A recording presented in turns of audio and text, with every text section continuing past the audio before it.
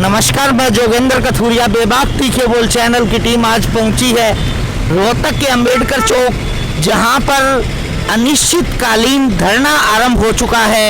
ये धरना आरंभ हुआ है स्थल बोर्ड मसनाथ मठ में बीजेपी सांसद बाबा बालकनाथ द्वारा 3 मई 2020 की रात को ओवरनाथ पीर बाबा सूरतनाथ की समाधि तोड़े जाने के विरोध में 16 जुलाई आज अंबेडकर चौक पर अनिश्चितकालीन धरना आरंभ हो चुका है। आइए जानते हैं हम इस धरने की रूपरेखा और इस धरने का उद्देश्य क्या है, क्या क्या आगे का जो इनका कार्रवाई रहेगी, आगे की जो इनकी रूपरेखा और रणनीति रहेगी कार्यक्रम की। आइए जानते हैं। ये हमारे सामने मैडम कांता आलड़िया जी बैठी हैं। हम इनसे जानेंगे कि इस धरने को आरंभ करने का जो उद्देश्य था क्या था। नमस्कार जी। नमस्कार जी। जी, आप बेबाक तीखे बोल चैनल के दर्शकों को क्या कहना चाहेंगे? मैं आपके चैनल के सभी दर्शकों से कहना चाहूँगी कि 3 मई 2020 की रात को बीजेपी सांसद बाबा बालकनाथ ने हमारे 250 साल पुराने कुल गुरु अगड़ बाबा पीर सूरतनाथ जी व उनके शिष्यों की करीब 10 समाधियाँ जेसीबी से तोड़वा के बाहर फेंकवा दी।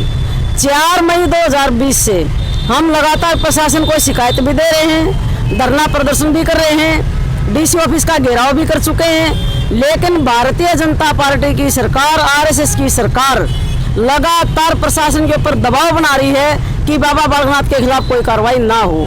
हम प्रशासन और सरकार के उदासीन रवैये के खिलाफ आज डॉक्टर BR अम्बेडकर चौक पर अनिश्चितकालीन धरने पर बैठ गए हैं। जब तक हमारी सभी मांगे पूरी नहीं होंगी, हमारा धरना अनिश्चितकालीन जारी रहेगा। जी, आपने इससे पहले भी डीसी साहब को ज्ञापन सौंपा था, सरकार के खिलाफ प्रदर्शन भी किया था। क्या अभी तक सरकार के कानों पर कोई जो नहीं रहेंगी? निकम्मी सरकार है और निकम्मी सरकार का प्रशासन भी हमेशा निकम्मा ही होता है। जैसा राजा होगा उसका प्रशासन भी वैसा ही होगा। प्रशासन के कानों पर अभी तक कोई अर्जू नहीं रहेंगी है, जबकि बाबा बालकनाथ के खिलाफ दलित उत्पीड़न के एक्ट के तहत मुकदमा दर्ज होना चाहिए था। हम अपनी समाधि वहीं पर बनाएंगे, हमारा डेरा भी वहीं पर था, हमारा रास्ता भी वहीं पर है। हम आपके चैनल के माध्यम से पूरे देश की जनता को आह्वान करते हैं कि जो बीजेपी आरएसएस की सरकार पूरे देश में कहीं पर बाबा साहब के स्टैचू को तोड़वा रही है, कहीं रविदास मंदिर को तोड़ा जा रहा है, हरिद्वार में रविदास जी की मूर्ति गंगा में फेंक दी गई, रोहतक में ओगड़ पीर बाबा सूरतनाथ की समाधि तोड़ी गई, ये दलित साधुओं के साथ ही क्यों? और भी तो लोगों के महापुरुषों के स्टैचू हैं, उनको क्यों नहीं छुआ जा रहा? हमारे दलित महापुरुषों को ही क्यों मिटाया जा रहा है? ये पूरे देश में बहुत बड़ी सोची समझी साजिश है। इस साजिश का पर्दाफाश हम कर रहे हैं और भारतीय जनता पार्टी आरएसएस को हम सबक सिखाएंगे। हमारा आंदोलन, हमारी लड़ाई तब तक जारी रहेगी जब तक हम अपना अधिकार नहीं ले लेंगे।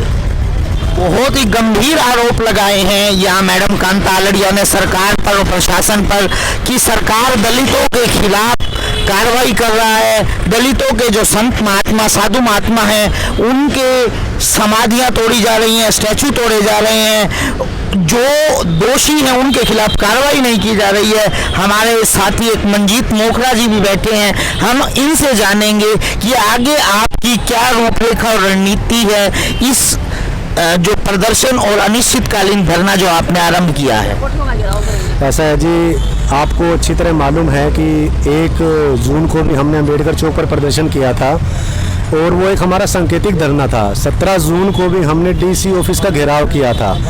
अगर 10 दिन तक हमारा ये अनिश्चितकालीन धरना यहाँ पर शांतिपूर्ण तरीके से चल रहा है, अगर 10 दिन के बाद अगर सरकार प्रशासन हमारी कोई बात नहीं सुनती है तो डीसी और एसपी के घरों का घेराव किया जाएगा, क्योंकि डीसी ऑफिस पर पहले हम धरना दे चुके, प्रदर्शन कर चुके हैं। बाद में इनके घरों का घेराव किया जाएगा। मंजीत जी, आप सरकार से क्या कार्रवाई चाहते हो? सरकार से तो कार्रवाई करवाने के लिए हमने पत्राचार के माध्यम से, आपके चैनल के माध्यम से और मीडिया के जितने भी चैनल्स हैं उनके थ्रू वो सब इन्फॉर्मेशन उनको दी जा चुकी है कि एट्रोसिटी एक्ट के तहत बाबा बालकनाथ के ऊपर मुकदमा दर्ज किया जाए। देखिए जी, ये सीधी सी बात है कि हमारे साधु संत महापुरुषों की समाधियां तोड़कर उनके अवशेष किसी अज्ञात स्थान पर गिरा दिए हैं, ये हमारी धार्मिक भावना और हमारी आस्था के साथ साफ तौर पर दिखाई दे रहा है कि ये खिलवाड़ है। और ये जितने भी हमारे संत महापुरुष थे, ये देखा जाए तो टोटली हमारे दलित समाज से ताल्लुक़ रखते थे। बाबा बालकनाथ जी का बीच में एक बयान आया था कि जो ये समाधियां तोड़ी गई हैं वहाँ पर कुछ अक्षरधाम मंदिर का निर्माण हो रहा है, तो वो बीच में आए। इस टाइप से क्या सफाई पेश करना चाहते थे बाबा बालकनाथ? देखिए जी, जो बाबा मस्तनाथ मठ है उसके अंदर हमारे साधु संतों महापुरुषों की समाधियों के अलावा और भी संतों की समाधियां हैं।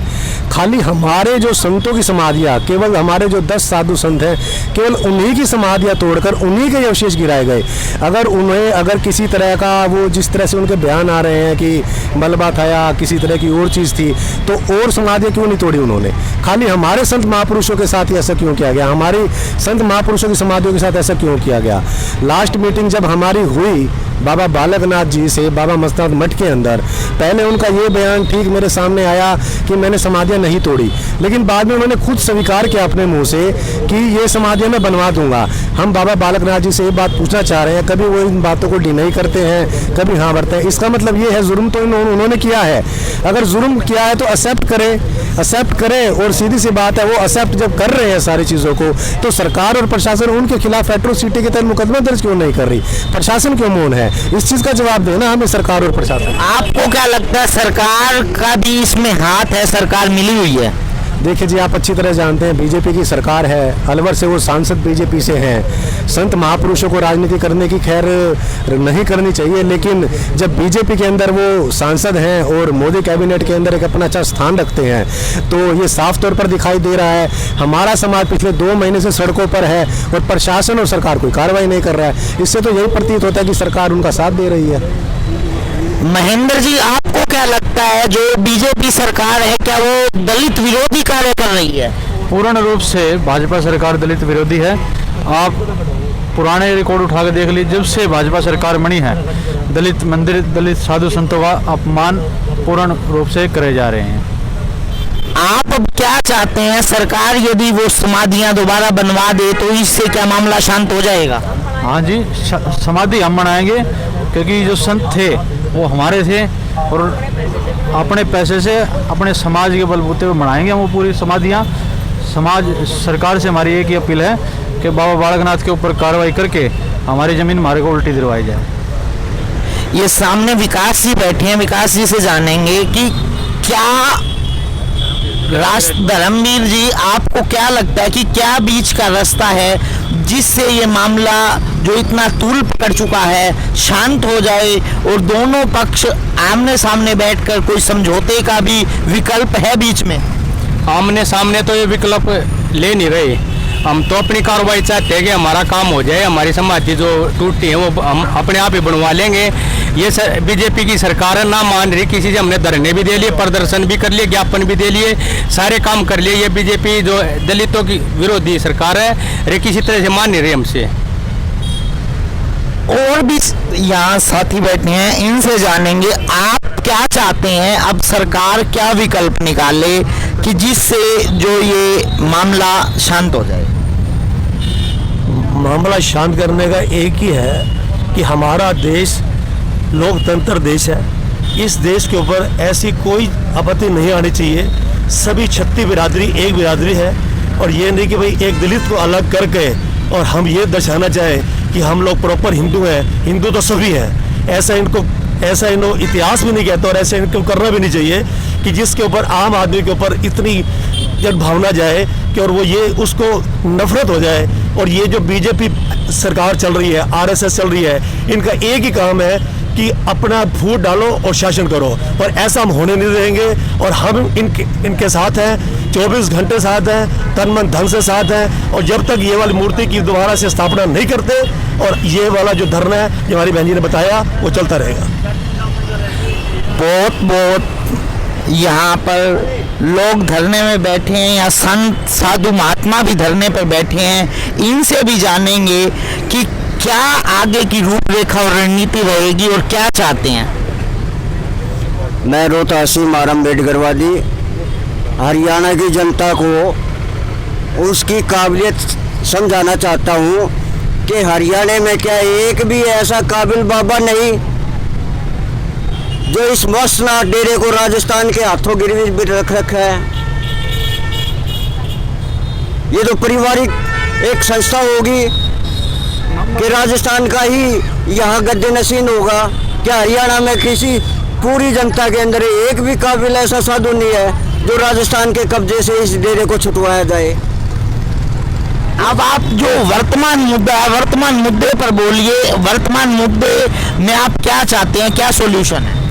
वर्तमान मुद्दा केवल और केवल न्यायालय से ही मुक्ति मिलेगी, क्योंकि शासन और प्रशासन शूद्र विरोधी है और शूद्रों की आवाज शासन प्रशासन के कानों तक नहीं जाएगी और शूद्रों को न्याय नहीं मिलेगा। केवल और केवल न्यायालय ही इनको उचित न्याय दे सकता है। शासन और प्रशासन तो पंगु बना बैठा है। यहाँ पे बहुत ही रोष है दलित समाज के बीच। कांता आलड़िया जी, मंजीत मोखरा जी, महेंद्र बागड़ी जी, सभी ने अपनी आवाज सरकार के कानों तक पहुंचाने के लिए यह अनिश्चितकालीन धरना आरंभ किया है और सरकार जब तक इसका कोई स्थायी हल नहीं निकालेगी ये अनिश्चितकालीन धरना ना समाप्त करने की धमकी दे रहे हैं। मेरी सरकार और प्रशासन से गुहार है, बेबाक तीखे बोल चैनल की ओर से मैं जोगेंद्र कठुरिया सरकार तक इनकी आवाज़ पहुंचाना चाहता हूं कि जल्द से जल्द इसकी का संज्ञान लिया जाए, इस समस्या का समाधान किया जाए। मैं बेबाक तीखे बोल चैनल के लिए जोगेंद्र कठुरिया। हर खबर और नई वीडियोस देखने के लिए फेसबुक पर लाइक, इंस्टा पर फॉलो और यूट्यूब पर सब्सक्राइब।